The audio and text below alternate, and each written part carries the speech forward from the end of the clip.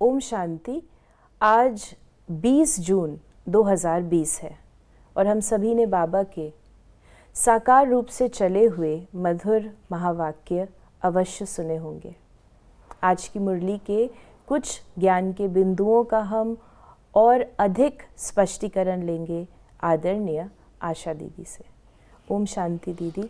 ओम शांति। आज बाबा ने हमारा अटेंशन टाइम पर भी खिंचवाया है और कुछ धारणा की जो मुख्य बातें हैं स्वभाव की वो भी बताई हैं कि तुम्हारा टाइम बहुत वैल्यूबल है, इसलिए फालतू बातों में अपना टाइम वेस्ट मत करो। बाबा संगम युग पर हमको बहुत सारे खजाने देते हैं, तो समय भी एक खजाना है। समय को कैसे हमने यूज़ करना है वो भी बाबा हमें सिखाते हैं। किस बात को कितना टाइम देना है वो भी बाबा सिखाते हैं। ये कला है, समझ है।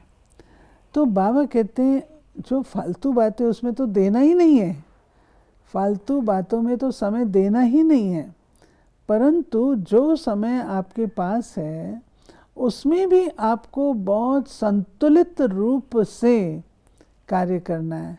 उदाहरण के रूप से अगर मेरे को कहीं पर 5 मिनट लगाने हैं, मैं 10 मिनट लगा रही हूँ, तो वो भी बाबा कहता ठीक नहीं है।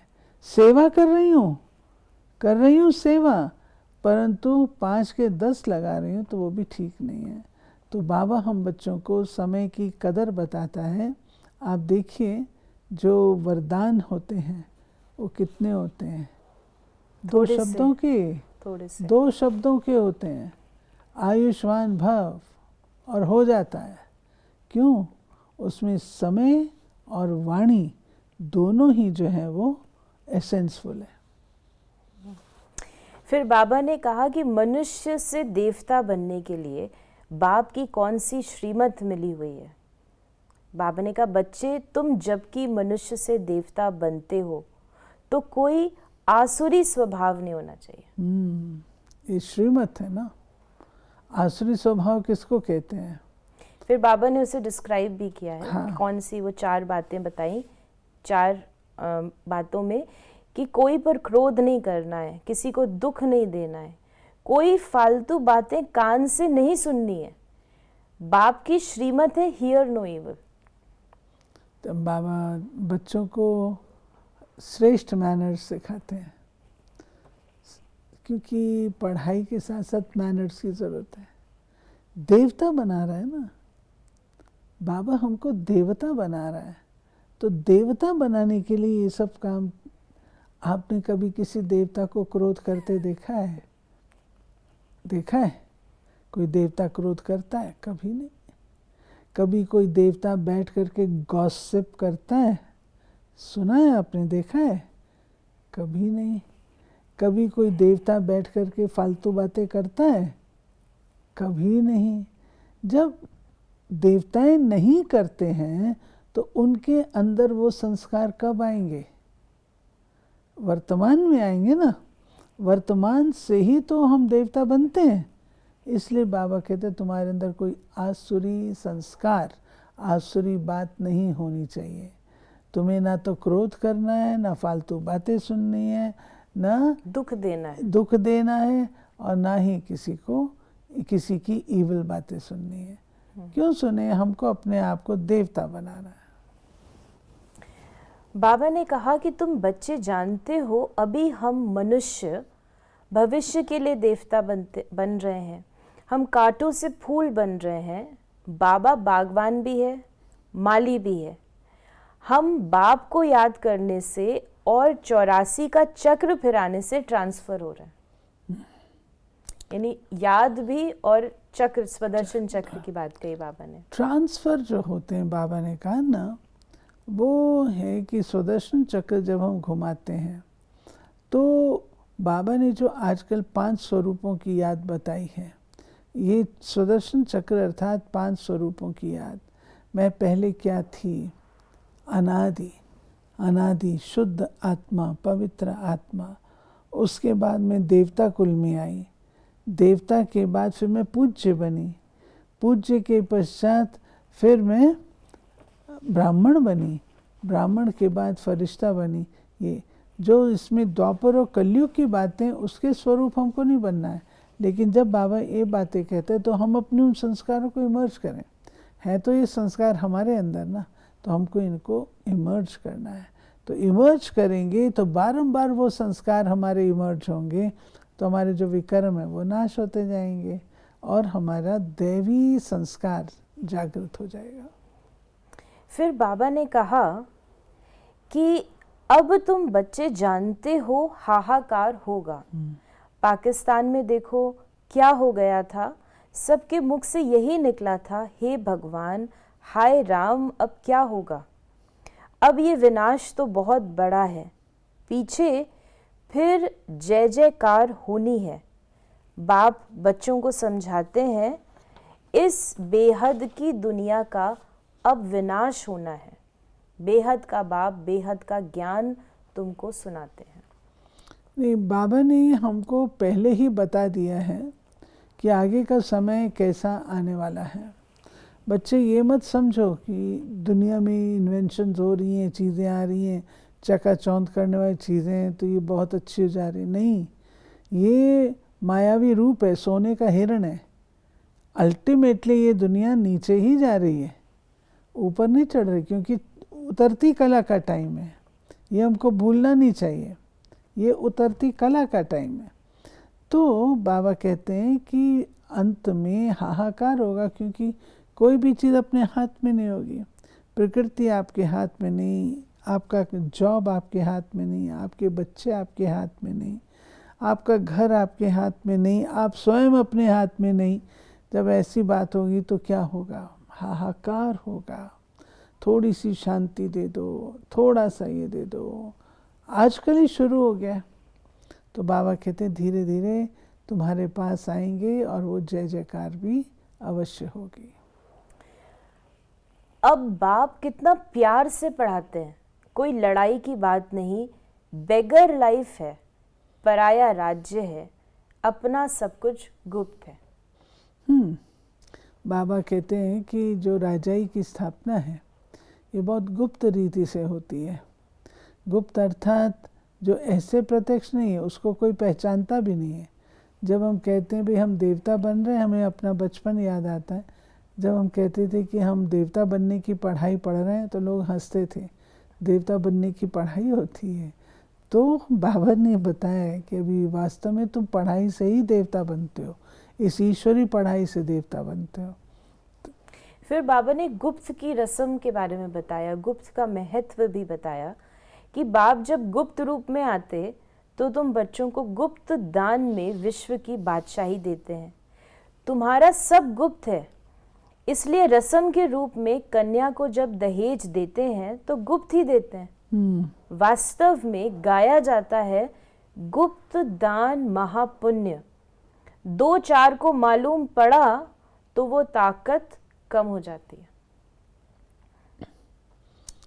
ये एक रस्म जो बाबा ने मिसाल दिया है कि देते हैं, कन्या को दान देते हैं, जो उसको दहेज देते हैं, तो एक तो वो गुप्त देते हैं और दूसरा ताला लगा के नहीं देते हैं, खुला देते हैं। और दूसरा बाबा कहते हैं कि दान भी जो है ना वो गुप्त ही करना चाहिए।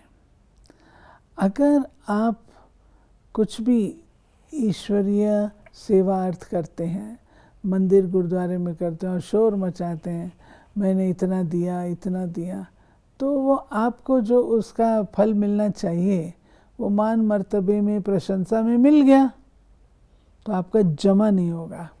इसलिए अगर जमा करना है तो शांति में गुप्त रीति से दान करें।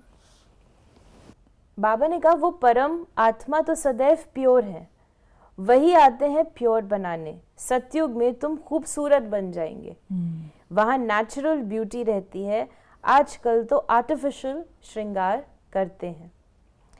फिर जो बाबा ने ईश्वर अर्थ दान की बात कही, जो गुप्त दान की बात कही, उसे आगे भी बाबा ने बताया कि ईश्वर अर्थ दान करते हैं तो उसमें पावर रहती है। यहाँ तो कोई में पावर है नहीं, जिसको जो आया करते रहते हैं।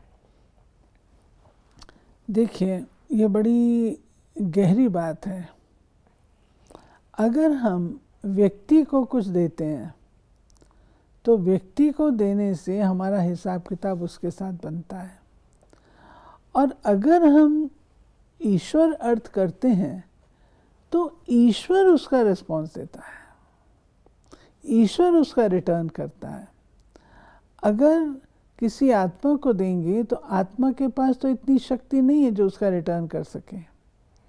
कैसे रिटर्न कर? तब कहा जाता है स्थान पर दो, जगह जगह ऐसे नहीं करो, जो स्थान है वहाँ पर ही हमको ईश्वर अर्थ अपना भाग्य बनाना चाहिए। फिर बाबा ने कहा कि बच्चे जानते हैं बाबा बहुत बहुत मीठा है, आधा कल्प गाते आते हैं तो मात पिता, परंतु अर्थ कुछ भी नहीं समझते थे, तोते मिसल सिर्फ गाते रहते थे। तुम बच्चों को कितनी खुशी होनी चाहिए, बाबा हमको बेहद का वर्षा, विश्व की बादशाही देते हैं। और फिर बाबा ने ये भी कहा कि ब्राह्मण कुल चाहिए ना, शिव बाबा ब्रह्मा द्वारा वर्षा देते, वर्षे के लिए बाबा ने कहा कि फिर ब्राह्मण कुल चाहिए। तो कुल अर्थात परिवार। हाँ, बाबा किसको वर्षा देगा? बाबा के हम बनते हैं और कोई एक बच्चा तो नहीं है। भगवान तो वो कोई एक व्यक्ति के लिए तो नहीं आता है कि बस मैं ब्रह्मा को बना दूं, बाकी सब नहीं। हम सब आत्माएं परमात्मा की संतान हैं। तो परमात्मा के पास जो वर्षा हम बच्चों के लिए है, तो उसके लिए क्या करना होगा? ब्रह्मा को तो अडॉप्ट किया, लेकिन ब्रह्मा के मुखारविंद से ब्राह्मण कुल की रचना करते हैं। ब्रह्मा के मुख से ब्राह्मण मुख वंशावली, उनकी रचना करते हैं। वंशावली कहा गया, परंतु वो वंशावली हमारी ब्राह्मणों में नहीं होती है। ब्राह्मणों में वंशावली नहीं होती है। ये है सत्युग की बात, देवताओं की वंशावली। यही ब्राह्मण देवता बनते हैं तो उनकी वंशावली चलती है। परंतु यहाँ पर बाबा कहते मैं वर्षा देता हूँ तो उसमें ब्राह्मण कुल चाहिए, अर्थात फैमिली चाहिए, परिवार चाहिए, जो मैं आके ब्रह्मा के द्वारा रचता हूँ। फिर बाबा ने आज मुरली में जो धारणा की बातें हमें बताई, पहला कि ज्ञान की बातों के सिवाय और कोई बात मुख से नहीं निकालनी है। तो इसे थोड़ा स्पष्ट करें, क्योंकि जब व्यक्ति दिनचर्या में है, लोगों से मिल रहा है, ख़ासकर जो गृहस्थ में रहते हैं, तो उनको अन्य अपने कारोबार की बातें और भी चीज़ों से उनको संपर्क रखना पड़ता है। तो जब बाबा कहते हैं ज्ञान की बातों के सिवाय और कोई बात मुख से नहीं निकालनी, इसका मतलब क्या है? बाबा ने वैसे तो कहा रतन निकालो पत्थर नहीं, जरमुई जगमुई की बात नहीं करो, लेकिन ज्ञान के सिवाय और कोई बात न निकले। ज्ञान जब बाबा कहता है तो ज्ञान से अर्थ केवल ये आत्मा, परमात्मा, सृष्टि चक्र, कल्प वृक्ष ये नहीं है। ज्ञान माना समझ। जो भी बात बोलो, जो भी बातें करो, आपस में समझदारी से करो। हमारी बातें जो कारोबार की हैं, तो कारोबार में भी हम समझदारी बरतते हैं ना। तो बाबा का कहना है हम रहेंगे घर गृहस्थ में, कारोबार की बातें भी करेंगे और बातें भी करेंगे, परंतु ऐसी बातें जो कि बाबा ईविल कहते हैं, गॉसिप कहते हैं, झरमुई झंगमुई कहते हैं, वो बातें नहीं करो। ज्ञान की बात करो, समझदारी से बात करो। अगर आप किसी की झरमुई झंगमुई सुनेंगे, उनके साथ करेंगे, कल को आप खड़े होकर उनको ज्ञान देंगे कि हमको कोई ऐसा नहीं करे, तो आप में ताकत आएगी बोलने की? बिल्कुल नहीं आएगी। आपके सामने वो लोग बैठे हैं जिनके साथ आप झरमुई झंगमुई करके बैठे हो, तो शक्ति कहाँ से आएगी? इसलिए बाबा कहते हैं अपने भले के लिए आपको इन बातों पर अटेंशन देना है। दूसरा, सर्विस के साथ साथ याद की यात्रा में रह स्वयं को निरोगी बनाना है। अविनाशी सर्जन स्वयं भगवान हमें मिला है 21 जन्म के लिए निरोगी बनाने, इसी नशे में व खुशी में रहना है। नहीं, बाबा कहते हैं सेवा के क्षेत्र में अगर आपको कोई तकलीफ भी है, शारीरिक व्याधि भी है, तो भी वो शारीरिक व्याधि आपकी समाप्त हो जाएगी। कर्म योग से कर्म भोग के ऊपर विजय प्राप्त की जा सकती है। हम सेवा में लगे रहते हैं। मान लीजिए सिर दर्द है, हमको दादी जानकी कहते थे सिर दर्द है, आम तौर पे क्या करते हैं, गए जाकर के बाम लगा के सो गए। सिर दर्द है भाई, कोई कुछ नहीं कह सकता, दर्द तो है। परंतु दादी जानकी जो हमको सिखाती थी वो ये सिखाती थी, सिर दर्द है ना, जाओ जाके मुरली सुनाओ। मुरली सुनाने से दुआएं मिलेंगी, और जो दुआएं मिलेंगी ना, उससे आपका सिर दर्द खत्म हो जाएगा। आपने उसको सेवा में लगाया ना, ज़रूर कुछ उल्टा पुल्टा सोचा है, तब तो वो सिर दर्द आया है, जाके इसको सेवा में लगाओ। उसको बाबा कहता है निरोगी। हमने मम्मा को देखा, हमने बाबा को देखा, हमने अपनी दादियों को देखा, उन्होंने कैसे सेवा में रहते हुए शरीर में कोई रोग भी आया उससे विजय प्राप्त की उन्होंने। आज की मुरली से वरदान है, याद के जादू मंत्र द्वारा सर्व सिद्धियां प्राप्त करने वाले सिद्धि स्वरूप भव। बाप की याद ही जादू का मंत्र है। इस जादू के मंत्र द्वारा जो सिद्धि चाहो वो प्राप्त कर सकते हो। जैसे स्थूल में भी किसी कार्य की सिद्धि के लिए मंत्र जपते हैं, ऐसे यहाँ भी अगर किसी कार्य में सिद्धि चाहिए तो ये याद का महामंत्र ही विधि स्वरूप है। ये जादू मंत्र सेकंड में परिवर्तन कर देता है। इसे सदा स्मृति में रखो तो सदा सिद्धि स्वरूप बन जाएंगे, क्योंकि याद में रहना बड़ी बात नहीं है, सदा याद में रहना यही बड़ी बात है। इसी से सर्व सिद्धियां प्राप्त होती हैं। ये तो योग के द्वारा जो सिद्धियां उपलब्ध होती हैं वो बाबा हमको याद करा रहे हैं। उसको हम ऑफिशियल लैंग्वेज में योग कहते हैं। याद है बाबा की, क्योंकि शिव बाबा सब चीज़ का दाता है।